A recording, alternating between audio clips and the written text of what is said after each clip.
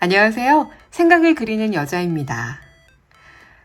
오랜만에 업로드입니다. 사실 그 사이 제가 스마트폰을 교체를 하면서 생활에 여러 가지 좀 불편함들도 생기고 어쨌든 변화가 생겼어요. 근데 유튜브를 업로드하는데 가장 큰 변화가 생기는 바람에 좀 늦어졌는데요. 이제 매주 금요일 정기적으로 업로드가 될 테니까요. 기다려 주시기 바랍니다. 오늘은 Z세대, G세대에 대한 얘기를 조금 나눠볼까 하는데요. 사실 얼마 전에 제 아들이 저한테 이렇게 묻는 겁니다. 엄마, MZ세대 할 때 M은 밀레니얼의 약자잖아. 그럼 G는 뭐의 약자야? 그래서 제가 그건 약자 아니야 그랬죠. 그랬더니 그런 게 어딨어 그러는 겁니다. 그런데 그때 살짝 저도 확신이 없는 거예요. 그래서 아들 앉혀놓고 당장 찾아보고 열심히 뒤졌죠. 그래서 Z세대에 대한 특징을 이렇게 마인드맵으로 한번 그려봤고요. 여러분께 소개를 해드리겠습니다. 자, Z세대란 우리가 이 G세대를 좀 구분 지어 보자면 1990년대 중반부터 2000년대 중반까지라고 얘기를 합니다. 그런데 아직 세대를 가르는 정확한 기준이 없다 그래요. 그래서 제가 여기 지금 중반으로 적어놨다 후반으로 고치고 했던 이유가 어떤 자료에서는 또 중반, 또 어떤 자료에서는 또 후반, 이게 좀 많이 복잡하더라고요. 그래서 아직 명확한 기준은 없지만 대개는 1990년대 중반부터 2000년대 중반까지를 Z세대라고 표현을 합니다. 자, 그러면 제 아들이 물었던 G세대는 뭐의 약자야? 약자가 아니라 제가 속해 있는 이 X세대, 그러니까 1984년 이전에 태어난 세대죠. 그리고 X세대를 잇는 Y세대, 밀레니얼 세대라고 하죠. 그리고 이어지는 인구 집단이 바로 Z세대입니다. 이 Z는 알파벳의 마지막 글자잖아요. 그러기도 하지만 또 20세기에 태어난 마지막 세대를 뜻한다고 합니다. 그래서 인구통계학자들은 일반적으로 여기서 설명드렸듯이 1990년대 중반부터 2000년대까지 출생한 세대를 G세대로 이렇게 분류를 하고 있고요. 근데 사실 언제까지를 G세대의 끝으로 볼 건가에 대해서는 통일된 의견은 없다 그래요. 참고로 이어지는 다음 세대는 알파 세대라고 합니다. 제가 봤던 G세대의 대표적인 특징 첫 번째는요, 바로 동영상, 영상 세대라는 겁니다. 우리는 이들을 디지털 네이티브다라고 이렇게 부르는데요. 조금 더 세분화하자면 G세대는 모바일 네이티브라고 얘기를 합니다. 이들은 태어나면서부터 스마트폰을 손에서 거의 놓은 적이 없죠. 근데 이 모바일의 특성상 이동이 가능하기도 하고, 근데 무엇보다 글자가 워낙 작잖아요. 그러다 보니까 이 작은 글자를 들여다보기보다는 영상을 보는 게 훨씬 더 수월할 거예요.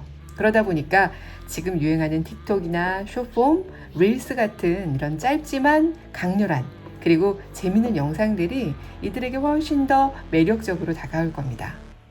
자, 그런데 여기서 또 밀레니얼 세대와 조금은 다른 차이점이 있는 것 같더라고요. 밀레니얼 세대도 디지털에 굉장히 민감한 세대이긴 하지만 이 밀레니얼 세대는 정말 중요한 일 같은 경우는요, 모바일보다는 PC를 선호한다고, 컴퓨터를 선호한다고 하거든요. 그래서 PC를 하려면 앉아야 되잖아요. 그래서 이동 가능한 모바일과 앉아서 해야 하는 컴퓨터, PC와는 조금 다른 차이가 있겠죠. 자, 그래서 한마디로 정리를 하자면 밀레니얼 세대가 디지털이 익숙한 세대라고 한다면 Z세대는 어떻게 보면 디지털이 당연한 세대. 다음 두 번째 특징은요, 자기중심적, 개인주의적 성향이 짙게 드러난다라는 겁니다. 자신만의 뚜렷한 가치관을 따르면서 나답게 살아가고요. 남보다 나에게 집중하는 삶에 포커스를 맞추고 있습니다. 그리고 나를 드러내는 것이 훨씬 더 자연스럽고 익숙하고 적극적인 세대인 거죠. 자, 자신만의 색깔이 강해서 개인의 취향을 존중받고 싶어 하고요. 그리고 개인의 취향뿐만이 아니라 실험마저도 존중받고 싶어 합니다. 그래서 실존주의란 말까지 생겨났죠. 거기에다가 이 X세대 부모로부터 물려받은 어떤 그 개인화, 자유로움 이런 것들이 다양성이라는 옷으로 아마 장착이 됐을 거라고 보여집니다. 그래서 저는 이들의 확고한 색깔 그리고 다양한 가치관과 성향을 받아들이고 다름을 인정할 줄 아는 그런 다양성까지 Z세대에서 눈여겨볼 만한 부분인 것 같습니다. 네, 세 번째는 현실 지향이라고 했는데요. 사실 물질적으로는 크게 부족함이 없이 자랐지만 부모 세대인 X세대가 2000년대 말에 금융위기를 겪는 모습을 보면서 자랐죠. 그러다 보니까 안정성, 실용성 이런 것들을 추구하는 특징을 보인다고 합니다. 그래서 막연하고 불확실한 미래보다는 현재의 만족감을 훨씬 더 중요하게 생각하고요. 그래서 대표되는 그 욜로나 소확행으로 표현하고 있는 그 현재 가치에 중심을 두는 의사결정을 선호한다고 해요. 그러다 보니 집이나 차를 소유한다기보다는 해외여행 같은 그런 경험을 선호하는 쪽으로 많은 의사결정이 이루어지기도 하고요. 그리고 일에 있어서도 워라밸이 굉장히 중요한데 일과 삶에 있어서의 어떤 밸런스도 중요하지만 결국 이 일, 직업 자체도 내 인생과 내 삶에 있어서의 일부로 생각을 한다는 겁니다. 어떻게 보면 이들의 본격적인 직업인이 되는 시기에 직장 그리고 회사의 모습은 굉장히 많이 달라질 수도 있을 것 같다는 생각이 듭니다. 자, 마지막 제가 밀레니얼과 G세대는 다르다, 같지 않다라는 표현을 썼는데요. MG세대를 묶어서 표현하는 나라가 우리나라밖에 없다고 하더라고요. 사실 그 이면에는 마케팅적인 측면이라든지 아니면 여러 가지 이유가 있긴 하던데 저도 살펴봤더니 비슷한 부분이 분명히 있습니다. 하지만 다를 수밖에 없는 밀레니얼과 G세대가 다를 수밖에 없는 이유가 있더라고요.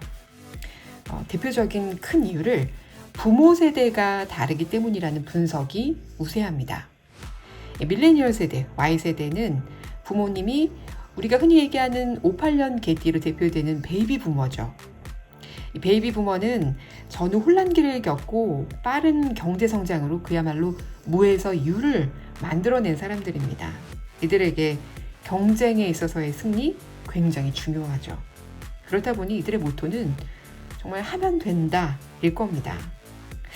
그래서 밀레니얼 세대의 이 부모님과 자녀와의 관계에 있어서는 아직까지는 좀 권위적인 관계가 남아있는 모습들을 많이 볼 수가 있었을 것 같아요.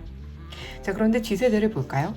G세대는 G세대의 부모님은 X세대죠. 이 X세대로 말할 것 같으면 디지털의 학습도가 조금은 높은 세대입니다. 그리고 서태지와 아이들로 대표되는 그야말로 개성을 존중하고 표현했던 진보의 첫 세대라고 할 수가 있을 것 같아요. 근데 그러다 보니까 이런 것들이 자녀를 양육할 때도 그대로 발현이 됐을 것 같아요. 그러다 보니까 G세대의 아까 특징적인 것들, 나다움, 다양성, 그런 개인화 같은 것들이 그대로 잘 또 부모 세대로부터 물려받았던 영향이 아닐까라고 생각이 들고요. 상대적으로 Y세대가 느끼고 있는 부모와의 관계, 권위적인 관계보다는 더 친구 같은 X세대와 G세대의 부모와의 자녀 관계에 있어서는 조금은 친구 같은 소통이 이루어지는 관계로 보여지는 부분들이 있습니다. 네, 이렇게 세대를 구별하는 것, 저도 세대를 구별하는 게 마치 편가르기 같아서 이게 불편하긴 하지만 사실 구별하는 것에만 그치면 편견을 만들 수 있어요. 그런데 다른 세대는 왜 그럴까? 이런 의문에서 시작해서 이해하기 위한 시선을 갖기 위한 노력이라고 생각해 보시면 조금은 필요한 부분이 아닐까라고 생각합니다. 그러니 그런 세대를 위한 책들도 영상도 많이 나오는 거 아니겠어요? 네. 자, 저는 다음 주 금요일 날 재미난 마인드맵으로 여러분께 인사드리겠습니다. 감사합니다.